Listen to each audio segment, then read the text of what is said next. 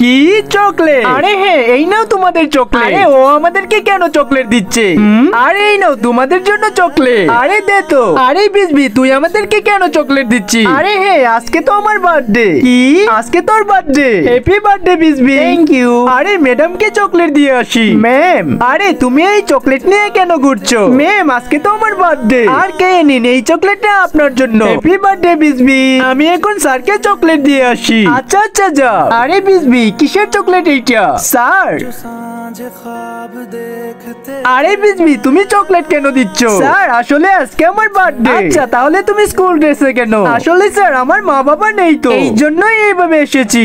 তার মানে বিজবিও না। এই বৃদ্ধ অসহায় বাবাটির জন্য কে বা লাইক সাবস্ক্রাইব করবে? আমি জানি দুষ্ট ছেলেরা কখনো লাইক সাবস্ক্রাইব করে না, কিন্তু ভালো ছেলেরা লাইক এবং সাবস্ক্রাইব দুটোই করে দিবে। Happy birthday বিজবি।